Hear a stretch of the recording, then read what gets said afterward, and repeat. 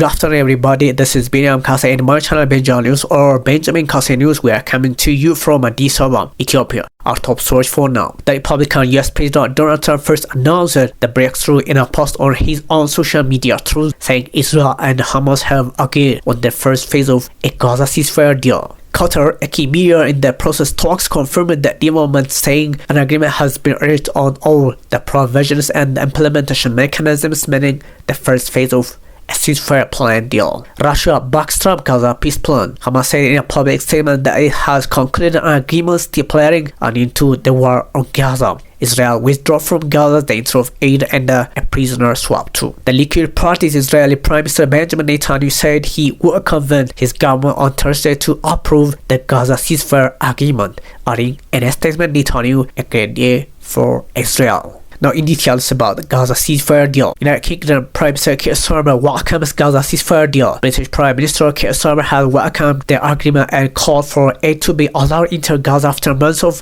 Israel blockade and siege of the Palestinian territory. A welcome is the news that a deal has been reached on the first stage of President Donald Trump's peace plan for Gaza, Starmer said in a statement. This agreement must now implement in full without delay and accompanied by the immediate lifting of all restrictions on life-saving humanitarian aid to Gaza, he said. Israeli army welcomes ceasefire deal ready for any scenario, but the Israeli military has said it welcomes the signing of a ceasefire agreement with Hamas. It said in a post on X from a Twitter that its chief of staff Al-Zami had instructed all forces to prepare with strong defense to be ready for any scenario. At the same time, the Chief of General Staff instructed troops to prepare for leading the operation to retrieve the hostages, expected to be carried out with sensitivity and professionalism inside, that means the military. Hamas submitted a list of Palestinian prisoners for release. A statement published by a Palestinian group that made Hamas on Telegram said it had submitted a list of Palestinian prisoners to Israel according to criteria agreed upon in the ceasefire agreement. Hamas said it's now waiting for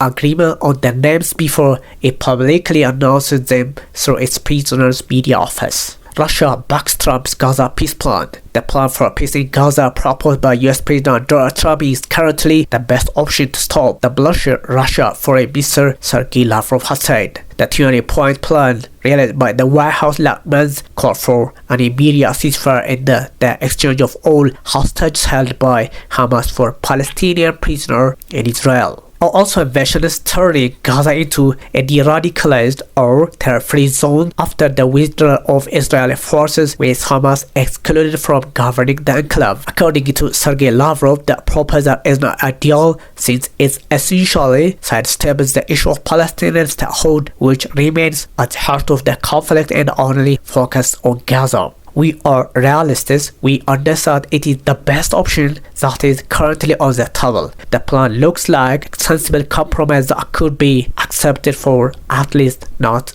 outright rejected by all sides, Lavrov believes. This is all from Benjamin News today. We thank you for joining us. Don't forget to check our website for updates on this and other stories.